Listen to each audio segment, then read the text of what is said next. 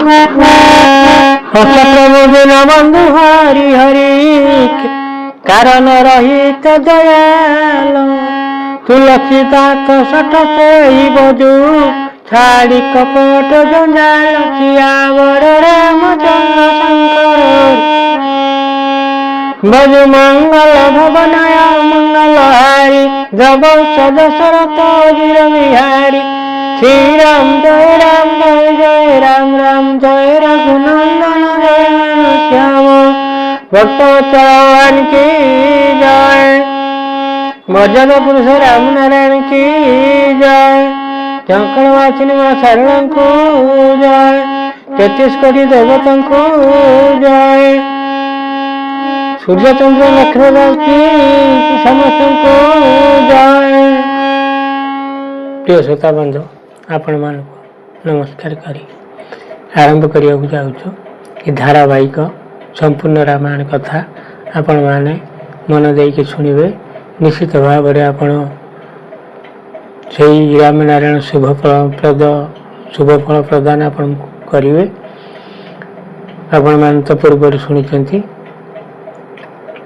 हरि नाम कृष्ण नाम राम नाम नारायण का नाम जगन्नाथ का नाम शुणिले पाप क्षय हुए स्वर्ग प्राप्ति हुए एणु आपण मैंने दयाकोरी संपूर्ण भाव में शुणिबे। जदि भल लगे ताहले लाइक टे करेंगे आउ शेयर टे करेंगे सब्सक्राइब टे करेंगे जदि सन्देह है कमेंट बॉक्स लिखे कौड़ा क्यों सन्देह है आपण मैंने परवर्ती अध्याय इंद्र दुष्टपण विषय शुणी आज पवनकर दुष्टपण विषय आपण मैंने शुणिबे। शुणु दुष्टपण करते का सहित ब्रह्मांकर नाथुणी सहित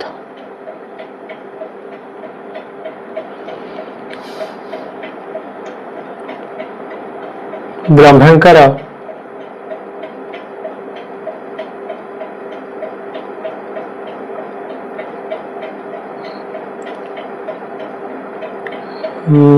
पुत्र 4 पुत्र केते तो मानस पुत्र अच्छा से कथा छाड़ ये कुश वगैरह 4 पुत्र कथा शुणु तो मानस पुत्र बहुत अच्छा भारी धर्मवंत सत्यवंत धार्मिक थिले पत्नी का ना है वैदर्भी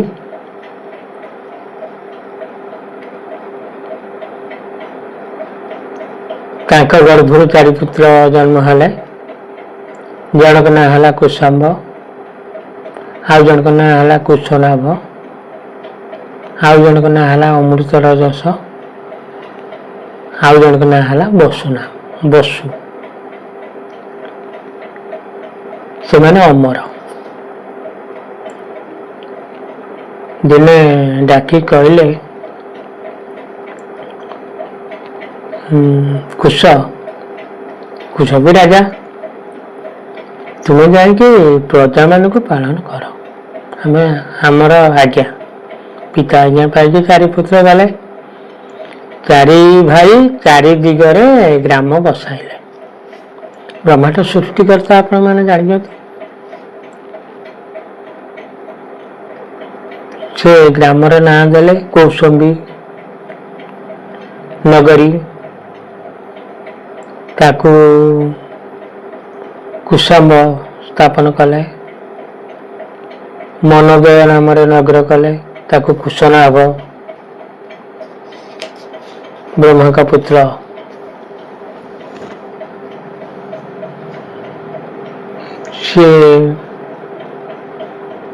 से राज्य पाइले धर्मारण्य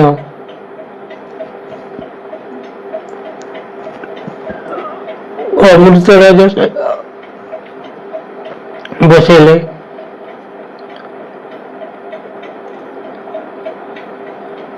पशु बहुत आनंद हेले ସିଏ ଗିରିବଜ୍ରପୁର ନାମରେ ଗୋଟେ ପୁର ବା ନଗର ବସେଇଲେ।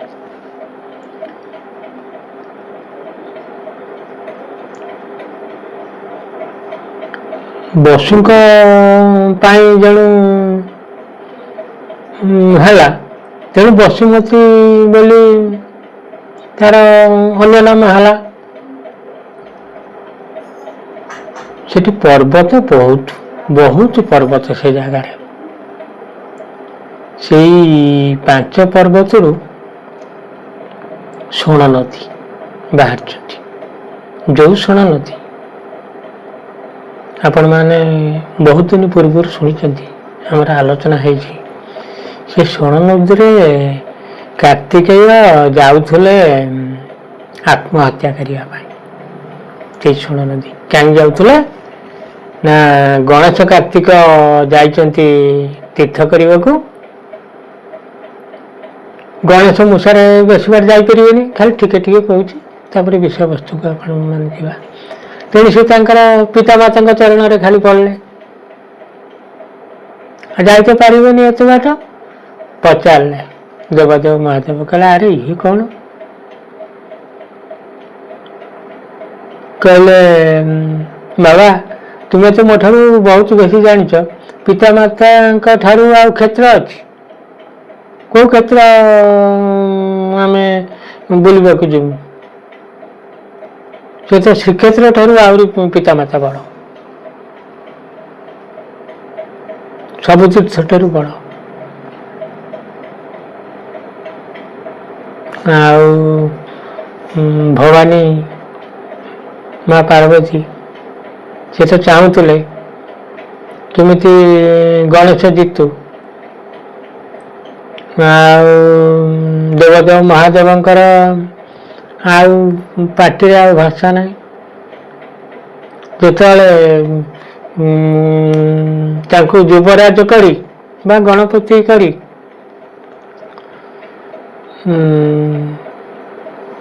ଦୁଇଟି କନ୍ୟା ମୋହିନୀ କୁନ୍ତଳା ବିବାହ କରି 12 ଜଣ ପୁତ୍ର ହେଇସାରିଲେଣି ଗଣେଶଙ୍କର, ଖେଳୁଛନ୍ତି। ସେତିକି ସମୟ କେତେ ଦିନ ଲାଗିଥିବ, ସେତିକି ଦିନ ପରେ ବା ବର୍ଷ ପରେ କାର୍ତ୍ତିକେୟ ଫେରିଲେ। ସବୁ ତୀର୍ଥ ପର୍ଯ୍ୟଟନ କରିକି ଶେଷରେ ବିରଜା କ୍ଷେତ୍ରକୁ ବି ଆସିଥିଲେ। ଆପଣମାନେ ପୁରାଣ, ଶିବ ପୁରାଣରେ ଶୁଣିବେ। ତାପରେ ଯାଇକି ଦେବଦେବ ମହାଦେବଙ୍କୁ ଦର୍ଶନ କରିବେ। କ'ଣ ଦର୍ଶନ କ'ଣ କରୁଛନ୍ତି? କରିବା ଉଦ୍ଦେଶ୍ୟରେ ଯାଉଥିଲେ। ଖେଳୁଛନ୍ତି ସେ ପୁତ୍ରମାନେ, ଗଣେଶଙ୍କ ପୁତ୍ରମାନେ। ଆଶ୍ଚର୍ଯ୍ୟ ହେଲେ କାର୍ତ୍ତିକେୟ, କହିଲେ ଇଏ ଆମ ଆପଣମାନେ ଶ୍ରୋତାବନ୍ଧୁ ବାସଭବନ କୁହନ୍ତୁ, କୁଟୀର କୁହନ୍ତୁ, ଯାହା କୁହନ୍ତୁ, ପର୍ବତ ଗୁମ୍ଫା କୁହନ୍ତୁ, ହେଲେ ଆମ ଘର ପାଖରେ ଇଏ ପିଲାଗୁଡ଼ା କ'ଣ ଖେଳୁଛନ୍ତି? ପଚାରିଲେ। କହିଲେ ଆରେ ପିଲାମାନେ ତମ ବାପା କିଏ? କାର୍ତ୍ତିକେୟଙ୍କର ତ ଆପଣମାନେ ଶ୍ରୋତାବନ୍ଧୁ ପ୍ରକୃତରେ 6 ମୁଣ୍ଡ ହବା କଥା, କିନ୍ତୁ କାର୍ତ୍ତିକେୟଙ୍କର 1 ମୁଣ୍ଡ କରାଯାଉଛି, କାରିଗର ମାନେ କରୁଛନ୍ତି।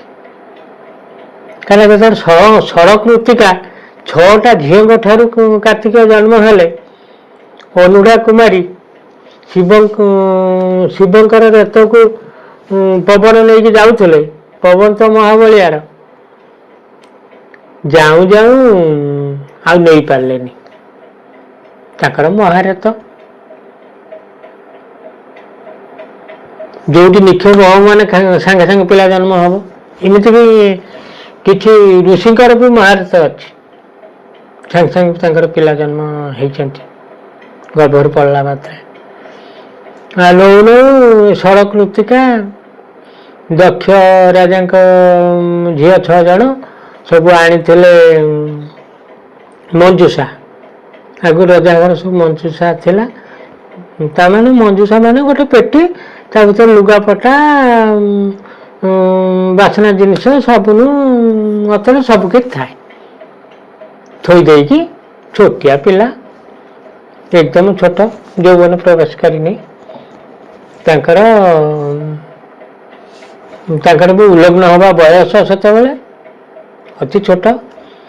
ତାଙ୍କର ଉଲଗ୍ନ ହେଇକି ଜଳ କ୍ରୀଡ଼ା କରୁଛନ୍ତି। ସେଇ ସମୟରେ ପବନକୁ ଶୋଷାବନ୍ଧୁ କେହି ଦେଖିପାରନ୍ତି? ନିଆଁ ଜଳିନେ ଆପଣ ଦେଖିପାରିବେ ନିଆଁଟା ଚଳୁଛି। ପାଣି, ବନ୍ୟା ପାଣି ଆସିନେ କି ବର୍ଷା ହେନେ ଆପଣ ଦେଖିବେ ବର୍ଷା ହେଉଛି।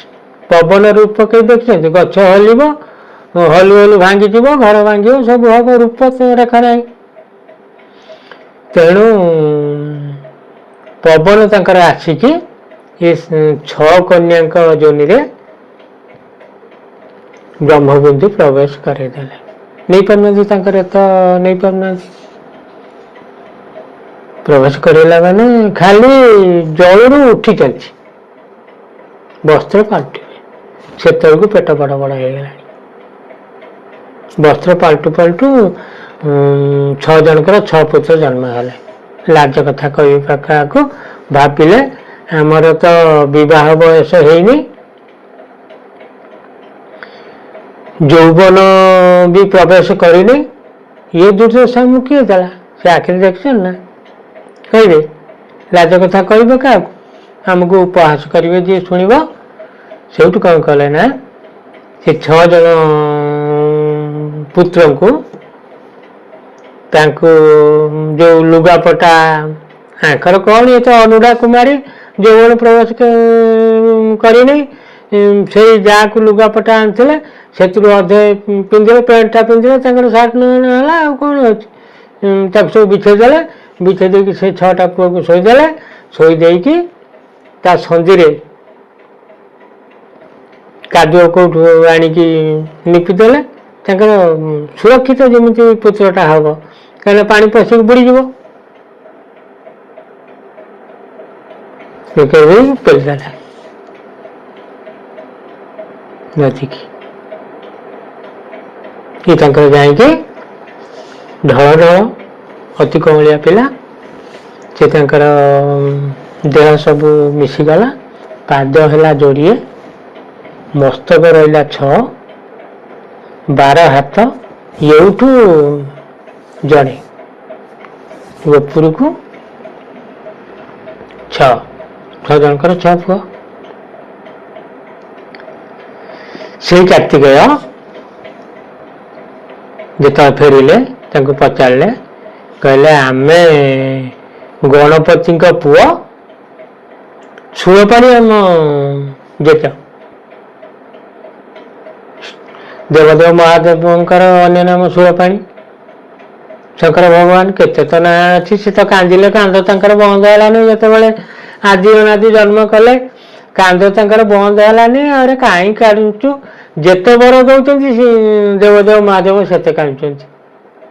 ସେଇଥିପାଇଁ ଗୋଟେ ଗୋଟେ ନାଁ ଦେଇକି ଯେତେବେଳେ ମହାଦେବ ଦେଲେ, ସେଇଠୁ ତାଙ୍କର କାନ୍ଦ ବନ୍ଦ ହେଇଗଲା। କହିଲେ ଯାହା ହଉ, ମୁଁ ଗୋଟେ ସାନ ଭାଇ ହେଇକି ଦେବତାଙ୍କ ଉପରେ ମତେ ବଡ଼ କରିଦେଲେ। ସେଇଠୁ ତାଙ୍କର କାନ୍ଦିବା ବନ୍ଦ ହେଇଗଲା। ଯାହା ହଉ, ସେ କଥା ସେଇଠି ରଖିବା। ସେଇଠୁ ନା ରଖିବା କେମିତି, ସ୍ୱର୍ଣ୍ଣ ନଦୀ କଥା ପର୍ଯ୍ୟନ୍ତ ନବା। ଆଉ ଯେମିତି ଏତିକି କହିଛନ୍ତି, କହିଲେ ଆରେ ଗଣପତି, ଆମ ଗଣେଶ ଗଣପତି ହେଇଗଲା, ଯୁବରାଜ ତ କରିଦେଲେ, ପିତାମାତାଙ୍କ ମୁଖ ଆଉ ଚାହିଁବି ନାହିଁ। ଆଶ୍ଚର୍ଯ୍ୟ ହେଇଗଲେ 12 ଭାଇ। ଯାଇକି ମା ପାର୍ବତୀଙ୍କୁ କହିଲେ ଜେଜେମା ଆଉ ଜଣେ ଷଡ଼ାନନ, 6 ଆନନ ମାନେ ମୁଣ୍ଡ ବା ମୁଖ, କହିଲେ ଜଣେ 6 ମୁଣ୍ଡିଆ ଲୋକ ଆଇଥିଲା, ଆମକୁ ପଚାରିଲା, ଆମେ କହିଲୁ ଗଣପତି ଆମ ପିତା, ସୁରପାଣିଙ୍କ ନାତି ଆମେ। ଏ 2 ପଦ କଥାରେ କହିଲେ ଆଉ ପିତାମାତାଙ୍କୁ ମୁଁ ଚାହିଁବିନି। ପୁରା ବିମୁଖ ହୋଇକି ମନ କଷ୍ଟ କରିକି ଗଲେ। ସେ ଯାହା ହଉ ସେ ତ ପାର୍ବତୀ ଦେବୀଙ୍କ ପୁତ୍ର ନହେଲେ ବି ଦେବଦେବ ମହାଦେବଙ୍କର ତ।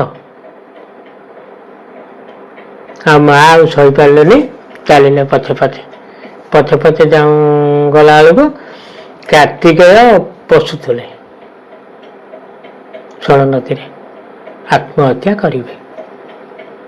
ପାର୍ବତୀ ଯେତେ ଡାକିଲେ ଆରେ ପୁଅ ତୁ ଫେରିଆ, କହିଲା ନା ମୁଁ ମନା କରିଛି, ପିତାମାତାଙ୍କ ମୁଖ ଆଉ ଚାହିଁବିନି, ମୁଁ ଶପଥ କରିଛି।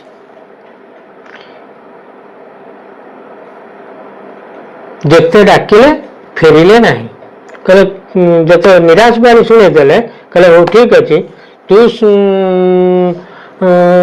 ଆତ୍ମହତ୍ୟା କର, ମୁଁ ଏଇ କାଠ ଲଗେଇବି, ନିଆଁକୁ ଡେଇଁକି ମୁଁ ଆତ୍ମହତ୍ୟା କରିବି। ତୁ ଯଦି ପୁଅ ମରିବୁ ମୁଁ ବଞ୍ଚିକି ଲାଭ କ'ଣ ଅଛି, ମୁଁ ବି ଘରକୁ ଫେରିବିନି। ଏକଥା ଯେତେବେଳେ କହିଲେ, କହିଲେ ହଉ ଠିକ ଅଛି, ମୁଁ ତ ମୁହଁ ଚାହିଁବିନି। ପଛେଇକି ଆଇଲେ। ଆପଣମାନେ ଶ୍ରୋତା ଦେଖନ୍ତୁ, ମା ପଛରେ ଠିଆ ହେଇଛନ୍ତି, କାର୍ତ୍ତିକେୟ ସିଆଡକୁ ମୁହଁ କରିଛନ୍ତି, କାର୍ତ୍ତିକେୟ ପଛେଇକି ଆଇଲେ।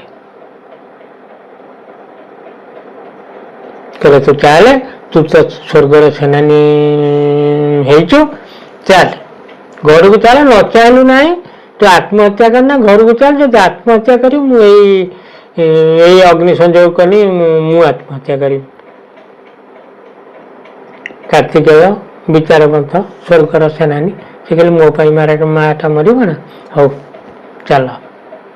ଗଲେ, ଦେବଦେବ ମହାଦେବ ଅନେଇଛନ୍ତି, ସେଠି ବି ପଛେଇ ଗଲେ, କହିଲେ ମୁଁ ଚାହିଁବିନି। ପାର୍ବତୀଙ୍କୁ ଦେଖିନାହାନ୍ତି କି ଦେବଦେବ ମହାଦେବଙ୍କୁ ଦେଖିନାହାନ୍ତି। ସେଇଠି ଆଉ ଗୋଟେ ପୁର ଦେବଦେବ ମହାଦେବ ଦେଲେ, କହିଲେ ତୁ ତ ସ୍ୱର୍ଗର ସେନାନୀ ହେଇଛୁ, ଆଉ ଗୋଟେ ପୁର ରକ୍ଷା ତୁ କର। ସେଇ ସ୍ୱର୍ଣ୍ଣ ନଦୀ। ଯାହା ହଉ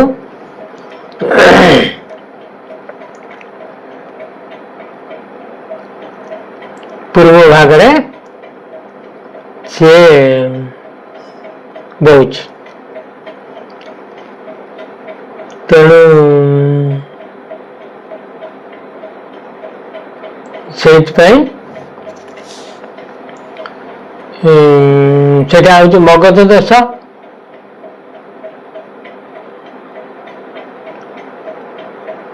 ତେଣୁ ମଗଧୀ ଦେଶ ବୋଲି ହେଇଛି। ଗିରିବଜ୍ରପୁର ପୂର୍ବ ଆଡକୁ ସେ ସ୍ୱର୍ଣ୍ଣ ନଦୀ। ସେଇଥିପାଇଁ ସେ ଦେଶ ଅତି ଚମତ୍କାର ଦେଖାଯାଉଛି, କାହିଁକିନା ସିଏ ଆପଣମାନଙ୍କର ସବୁ ନଦୀର ଜଳ ଗୋଟେ ପ୍ରକାର, ସେ ନଦୀର ଜଳ ଅନ୍ୟ ପ୍ରକାର। ସବୁ ନଦୀ ସାଙ୍ଗରେ ସମାନ ନୁହେଁ। ସେ ନଦୀର ଜଳରେ ଶସ୍ୟ, ତାମାନେ ବିନା ସାରରେ ଶସ୍ୟ ଉତ୍ପନ୍ନ ହୁଏ।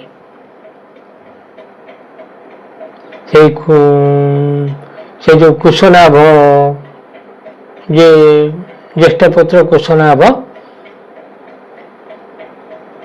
ବ୍ରହ୍ମାଙ୍କ ପୁଅ, ତାଙ୍କରି କଥା ଆପଣ ଶୁଣନ୍ତୁ। ସେ କୁଶନାଭ ଘୃତାଚୀ ଅପ୍ସରା ସହିତ ବିହାର କରି 100 କନ୍ୟା ତା ଗର୍ଭରୁ ଜନ୍ମ କରାଇଲେ। କାଳକ୍ରମେ କନ୍ୟା ମାନେ ଆସ୍ତେ ଆସ୍ତେ ବଡ଼ ହେଇକି ଯୁବତୀରେ ପରିଣତ ହେଲେ। ଅଳଙ୍କାର, ବସ୍ତ୍ର ଅଳଙ୍କାର ତ ତାଙ୍କର ଅଭାବ ନାହିଁ। ରଜାଘର ଝିଅ ଉପବନରେ ଉନ୍ମାଦ ହେଇକି ବୁଲିଲେ। ତାଙ୍କର ଯେଉଁ ଉପବନ ଥିଲା ସେଠି ଉନ୍ମାଦ ହେଇକି ବୁଲିଲେ। ତାଙ୍କ ରୂପ ରତିଙ୍କ ଠାରୁ ଆହୁରି ସୁନ୍ଦର।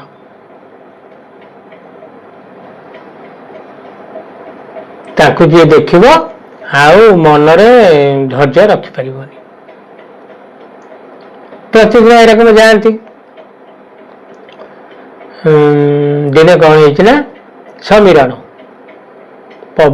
ପବନଙ୍କର ଅନ୍ୟ ନାମ। ଇନ୍ଦ୍ରପା ତାଙ୍କୁ ଯୋନି ଭିତରେ ପଶିକି 7 ଖଣ୍ଡ କରିଦେଇଥିଲେ, ତେଣୁ 7ଟା ନାମ ତାଙ୍କର। ଯାହା ହଉ ସମୀରଣ କ'ଣ କଲେ, ଆମର ଯିଏ ପବନ, ସେ 100 କନ୍ୟାଙ୍କ ପାଖରେ ଯାଇକି ପହଞ୍ଚିଲେ। ତାଙ୍କ ମୁହଁକୁ ଅନେଇ କହିଲେ ଆଚ୍ଛା ନାରୀଗଣ ମାନେ ତମେ ଗୋଟେ କାମ କର, ତୁମେ ମତେ ବିବାହ କର। ମୁଁ ତମକୁ ଦେଖିକି ଆଉ ଧୈର୍ଯ୍ୟ ଧରି ପାରୁନି, ଆଉ ମୋର ପାଦ ଆଗକୁ ଦେଖା ହଉନି, ଆଉ ତୁମେ ପତି ଭାବରେ ମତେ ବରଣ କର ସମସ୍ତେ। ଇଏ ଟିକେ ଅମଙ୍ଗ ହେଲେ, କହିଲେ ମୁହଁରୁ ଜାଣିପାରିବେ। କହିଲେ ତମେ ଚିନ୍ତା କରୁଛ କଣ? ତମେ ତ ଏଠି ମର୍ତ୍ତ୍ୟରେ ଅଛ, ମତେ ବିବାହ କରିସାରିଲା ପରେ ତମେ ଆଉ ମର୍ତ୍ତ୍ୟରେ ରହିବନି, ସ୍ୱର୍ଗବାସୀ ହବ। ଜରା ମୃତ୍ୟୁ ତମର ଆଉ କିଛି ରହିବନି, ରୋଗ କିଛି ରହିବନି, ତମେ ଅମର ହବ। ଆଉ ଯୌବନ ତମର ସବୁବେଳେ ରହିଥିବ। ଆଉ ସ୍ୱର୍ଗକୁ ଯାଇକି ଐଶ୍ୱର୍ଯ୍ୟ ଭୋଗ କରିବନି। ଆଉ ଇଏ ମତେ ଯେଉଁମାନେ ଅଛନ୍ତି ଦୁଃଖ ପାଉଛନ୍ତି, ତମେ କାହିଁକି ଦୁଃଖ ପାଇବ? ଏଇଭଳିଆ ବହୁତ ଟେକି କହିଲେ। କନ୍ୟା ମାନେ ଠୋ ଠୋ ହେଇକି ହସିଲେ, ଉପହାସ କଲେ। ପ୍ରିୟ ଶ୍ରୋତା ବନ୍ଧୁ, ଆଜି ସମୟ ହେଇଗଲାଣି। ପୁଣି ଆପଣମାନେ ଏଇଠୁ ଆଗାମୀ ଅଧ୍ୟାୟରେ ଶୁଣିବେ। ସେଇ ଝଙ୍କଡ଼ ବାସିନୀ ମା ଶାରଳାଙ୍କୁ ନମସ୍କାର କରି, ମର୍ଯ୍ୟାଦା ପୁରୁଷୋତ୍ତମଙ୍କୁ ନମସ୍କାର କରି ଏବେ ବିଦାୟ ନେବା। ଆପଣମାନେ ଟିକେ ଲାଇକ୍ କରିବେ ଆଉ ସେୟାର କରିବେ, ଆଉ ଯଦି ସନ୍ଦେହ ହେଲା କମେଣ୍ଟ ବକ୍ସରେ ଲେଖିବେ। ଏତିକି ଅନୁରୋଧ। ଇଏ ଆପଣମାନଙ୍କ ଅନୁଷ୍ଠାନ, ଆମେ ନିମିତ୍ତ ମାତ୍ର।